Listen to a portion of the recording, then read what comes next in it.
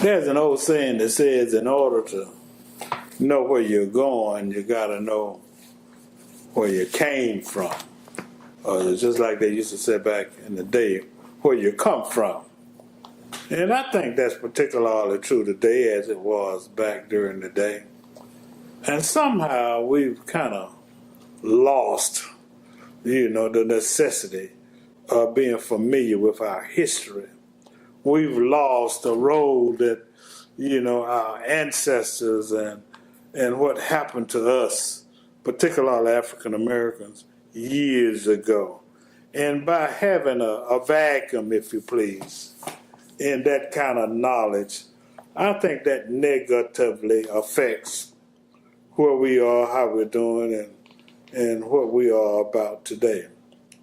So, there's a group of individuals who say, well, now, Cotton Avenue in Macon, Georgia, played a significant role in the progress and the position of African Americans early on. And there used to be, and I've got a guest here, and he's going to talk more than I do, so I better get mine in now. But, Cotton Avenue was a mecca. This is a call to action. A call to action. I'm your host, Alex Habersham, and I'm going to get through that introduction. But I'm so excited. I'm so excited for a couple of reasons. First of all, I'm at the Ruth Hartley Mosley Memorial Center, which is a significant part of our history. And over to my left is Miss Jerry McCord, who is the executive director and who's doing a good job of trying to keep the history of Miss Mosley alive. And on my right, I've got Miss Brother George Muhammad, who has for years emphasized and promoted the importance of African American history, not only as it relates to intangible history, but also physical history, like the building and the bricks and mortars. So it's very, very important. And so there is an effort going on continuing really, to bring more attention to Cotton Avenue. And not only Cotton Avenue, although it's going to be called the Cotton Avenue Revival, but also other historical structures and happenings in our communities to kind of educate us, and to kind of educate our young people.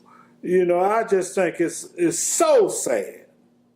It's ridiculously sad that many of our young people are not familiar with our history. And you know what, Dr. Muhammad? I don't believe they cut up as bad, man.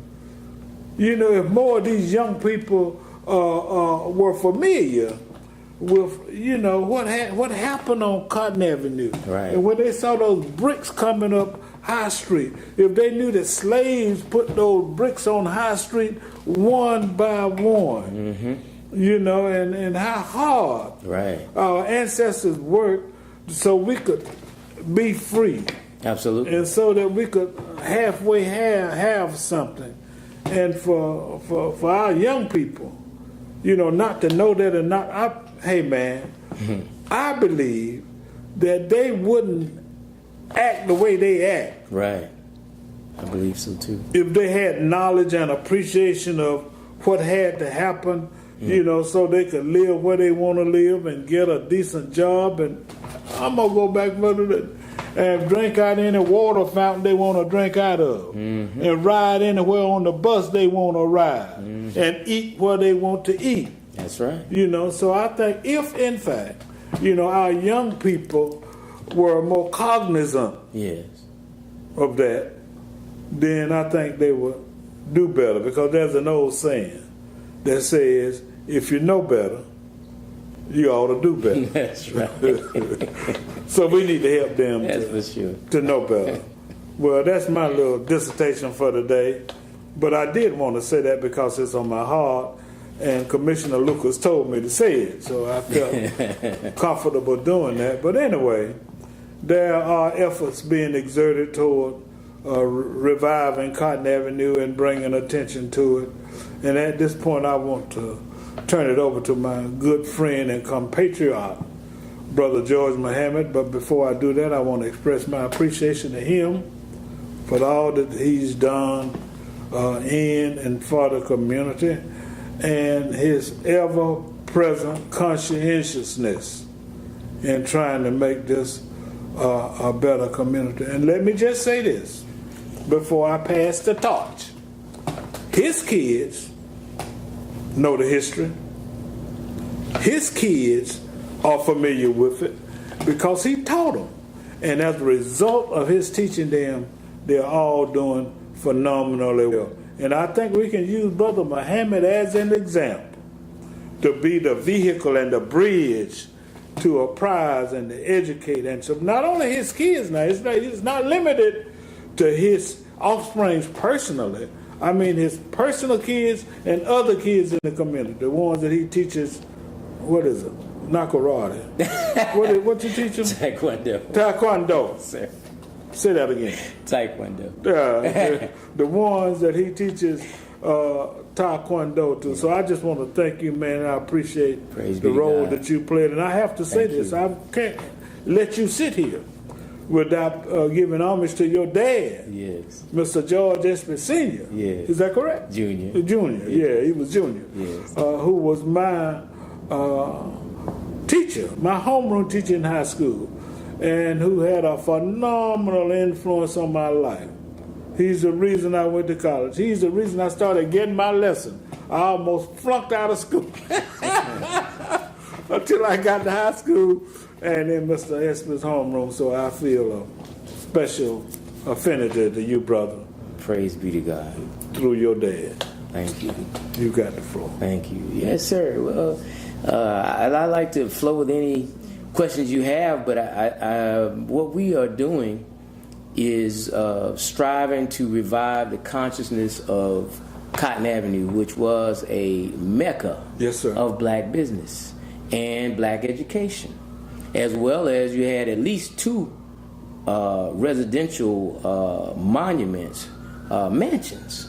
We're in one right now, Ruth Hartley Mosley Women's Center. I think you have a little different name, but you know it's Ruth Hartley Mosley's house. Yes. And it's a beautiful place that she had the wherewithal to leave money to upkeep after she left. A brilliant woman. And then Charles Henry Douglas had a mini mansion near, very close by, right off Cotton Avenue on Pine Street, where you know the bad situation with the Dunkin' Donut and the sandwich place over there. But we have so much history in this area. Just even the name Cotton. And, you know, as I say to a lot of people, Macon, Georgia would not even be much of a place if it were not for cotton and those people who picked cotton. And that made Macon a place of wealth. It made Macon really a true nexus of all kinds of culture and all kinds of events and historical occurrences that truly put us on the map.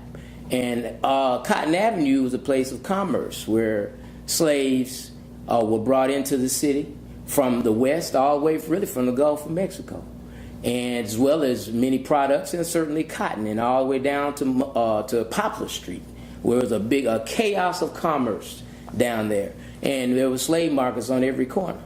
And out of that struggle and out of that painful environment, our people, our ancestors, in 1867, began to achieve great educational progress with Lewis High School, which is at the where the emergency room of the medical center is right now, Navison.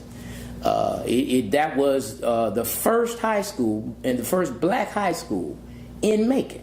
And that's why when you see Ballard Hudson Middle School and you mention the youth that are wilding and lost and really need us to help them understand today, we go all the way back to 1867.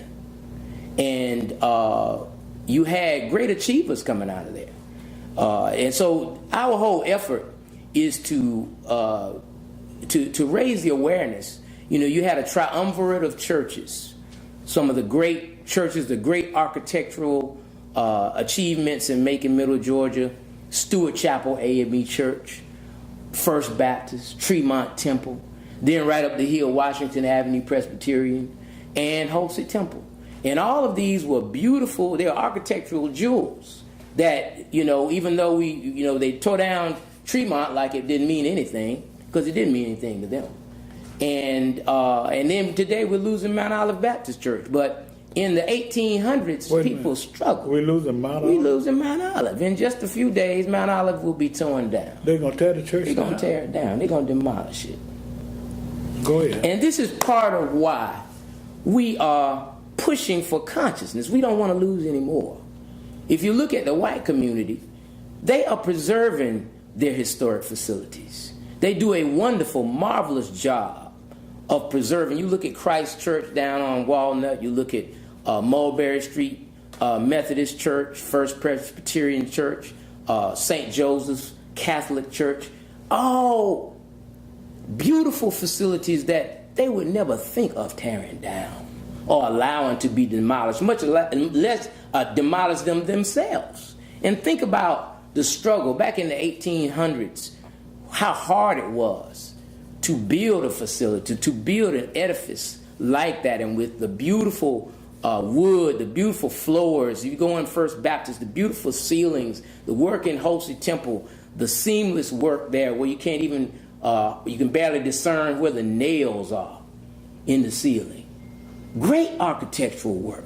Bricklayers. We're talking recently about invisible hands. We had master masons that built our churches. So we have a movement now. And it is the Cotton Avenue Revival. November 16th through the 18th, we have probably an unprecedented show of unity between black preachers. And they're going to be all converging at Holsey Temple, 7 o'clock, Wednesday night, Thursday night, and Friday night. And we invited the community to come and worship, come and learn more about the history, but come and witness the pastor of Stewart Chapel preach at Holsey. The pastor of Washington Avenue Presbyterian Church preach at Holsey. The pastor of First Baptist Church preach at Holsey. And the children and the youth and the people come together. This is unity. This is to save our heritage. And I say to our community, we have to wake up. You look at the presidential race where you don't even have a choice. It's nothing we can do. Look up top, it's nothing there. It's in our hands, locally. And we have much work to do. This is a wonderful event. When you say a call to action, I have never had the opportunity, in all the times I've ever been on your illustrious program. And this is an awesome program. And you do an awesome work for the community with the Middle Georgia Black Pages. It's awesome. But in all the time I've ever been on your show, this is one time I mean it. This is a call to action. Stop letting your churches and historic facilities and treasures be torn down in the day that we're alive. They built it. From the dust, they reached down and they used what they had coming off the plantation. This is what they did, coming from the blood, coming from the hangings, coming from all of the torture. This is what they achieved, coming from having, as soon as they built the high school, Lewis, then they burned it down. Rebuilt it as Ballard. You wonder where's the connection. They rebuilt it as Ballard. That's how you got Ballard, then later Hudson, then later Ballard Hudson. Now we have Ballard Hudson Middle. Now they did their due diligence. Theophilus Stewart was a great man. He was a Buffalo soldier, the founder of Stewart Chapel AME. A Buffalo soldier. And an author, a scholar, a man who said, I don't like to see black people spitting in public. Be dignified. Have integrity. We had great people to come out of our institutions. Now, what are we going to do today? This is the question. We've gone to college. What did you go to college for? Why do you have a BA degree? Why do you have a BS degree? Why do you have a PhD degree? All of us with our degrees now. We're degreed, and I walk around, I'm doctor. I've got my master's. What are you able to do to save your community? Where's your civilization? You got to represent something that the young people can respect. The young people say we're losing. Our youth say we're losing. We're getting shot down in the streets. Everything is torn down. They tear down ballot hustling. They tear down anything black. And we seem like we're powerless. And the reason that we're powerless is that we're splinters. But when we come together, that unity, we're powerful. Powerful. Full of the power that we need. And so I'm just encouraging the community. I'm reaching out. I don't want to say begging, but if I need to beg you, I beg. I beg you. I beg. Be yourself. Because it's that important. Get involved. And let me tell you what. Because had it not been for some of the people, that came before us, I wouldn't be able to be the first black coach at Central, or the first black tax assessor, or the first black pages publisher, or, I had to stand on somebody's shoulders who paid a price, man. Yes. They paid a price.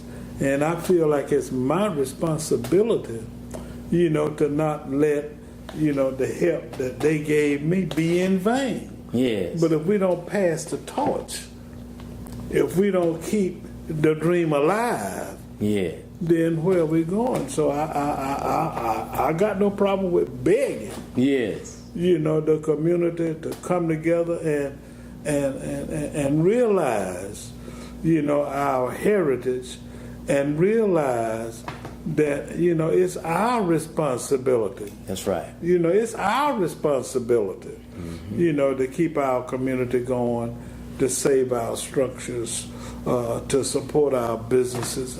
And let me say this real quickly, because with you talking and me talking, we might be here the next week. There is. But